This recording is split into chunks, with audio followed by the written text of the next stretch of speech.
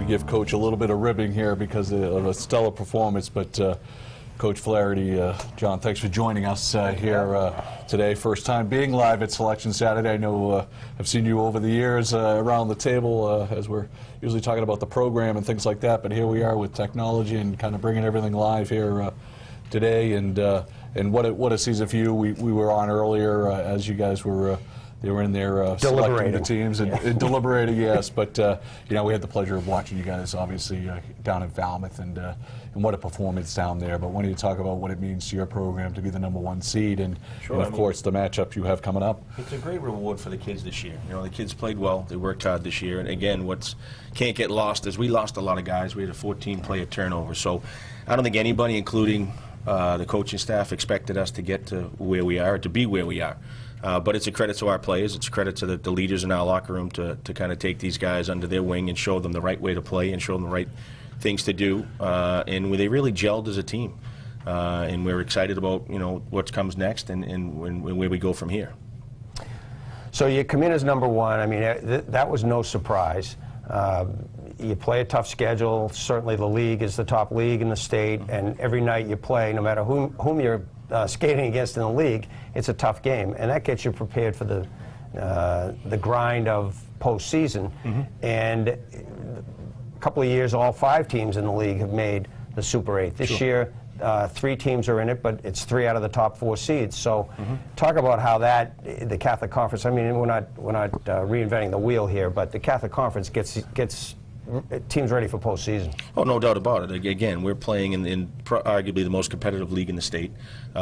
So every night, anybody can beat anybody. It's a grind. And then we also, as you alluded to, we surround the rest of our schedule with quality teams. I think, as I said in that meeting, we've played 13 games against the top 18 teams under consideration. So, and the reason why you do that is exactly what you said, because we want to get to this level, we want to get to the stage of the season, and have had these games under our belt. It's only going to make us a better team going down the stretch to have had some adversity, to play against tough teams, and that's what's left right now. There are 10 very good teams, and matter of fact, there are a couple of teams that are very good that didn't get into the top 10.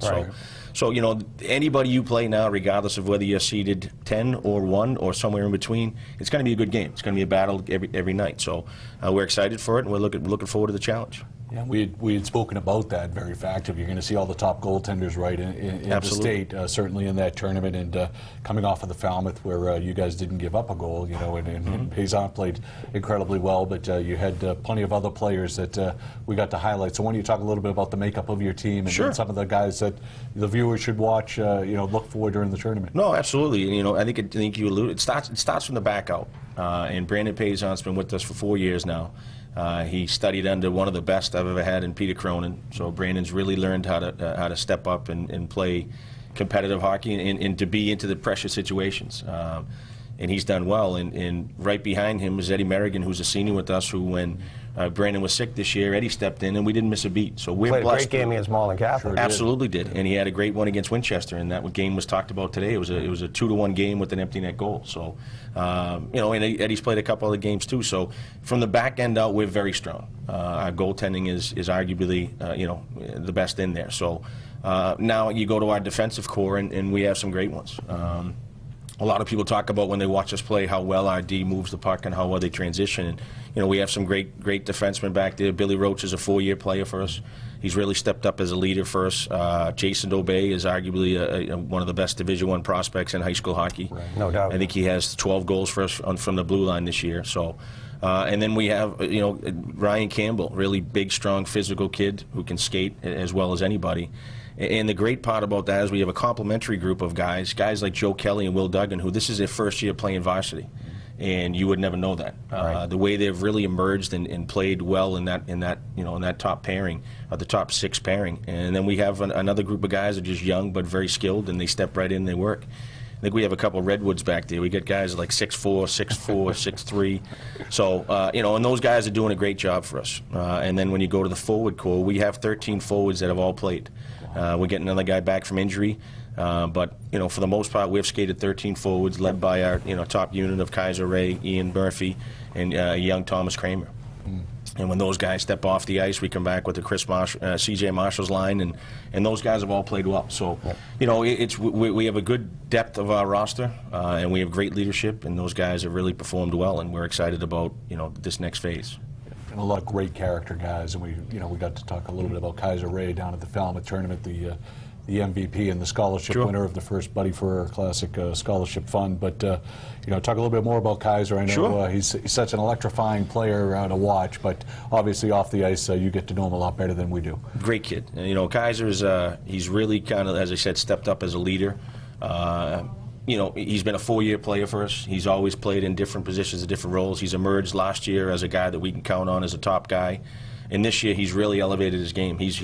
Oftentimes taken this team on his shoulders and performed. You know, and he's complimentary with all the guys that are on the team. He's a guy that doesn't want to take all the credit. He's quick to, if you guys have interviewed him, he's quick to tell you how well his line mates do and how well, you know, other guys do. So he epitomizes everything we want a hockey player to be. Be a good, honest, hardworking guy, good skill level, but also be humble and talk about his teammates when he does. And I think if you look at Kaiser Ray and Billy Roach, that's a microcosm of our team right there. Those are our leaders, but they also reflect everything else that's gone on in our locker room. Guys that want to play for each other, be there for each other and with each other. And that's, again, we're blessed to have all those guys that go to BC High. Yeah. Well, those are nice guys to sort of be the pillars and everybody else follow along, especially on a team where there was so much transition this year. But, you know, those guys, it looks like that unit of 20 guys has been playing together for 4 years now. And, you know, and again, we're you know, I'm not crying poor mouth here. We do have a good program. So we have a JV staff that does a great job. My freshman staff does a great job. And we have good hockey players in the program. There are guys on our freshman team and JV team that probably could have played some roles this year with our guys. So, you know, there is a turnover, but there's always guys that are willing to step up. And again, credit to our coaching staff at those levels to have those guys ready to step in and play. Because the guys that are contributing on second and third line guys, they're all played in the program. They're the guys that came up from the JV, the freshman team. So, but you're right. If they follow the leadership and they follow the example set by those guys, you know, it's going to be fun. Well, Coach John Flaherty, undefeated coming in, consensus #1, and you can sit back and relish it for at least another week until the games begin again. And number one seeding gets us home jerseys. That's about it at this stage, right?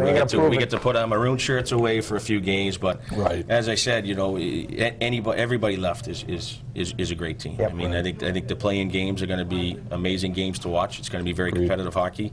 And whoever emerges from those games, you know, it's really, they have just as good a chance as anybody. So we need to be ready for them. It's a great field this year. I agree. It's a really great field. I agree. And those, you know, those 2 play-in games might be the 2 best play-in games I can remember, you know, in some time. We've had some classics over the years, but those 4 teams, like you said, I mean, whoever comes out of that is not going to be an easy draw. Absolutely, and I'm not sure how you're going to fit all the people from Hingham and all the people from Arlington. They're bringing the whole town. I can pretty much guarantee that. Exactly. So. Well, thanks for joining us. We look forward to seeing you Monday night. I'm sure we'll see you over in Chelmsford anyway. You may see me behind a pole somewhere. Behind the pole somewhere. We'll be watching. And, next to Coach Spear, probably hiding behind another pole. But thank you again, Coach. Really enjoyed it. Thank you, guys. Congratulations again. You guys have really stepped up for high school hockey, and we truly appreciate it. The coverage you guys give to our players, you know, and the exposure you guys give them, it's impressive. And, you know, as high school hockey coaches, you know, we really appreciate all that you guys do for our players. Thanks, Coach. We'll see you soon. Thank you. Thanks. Coach John Flaherty from the BC High Eagles, the top-ranked team heading into Super 8 play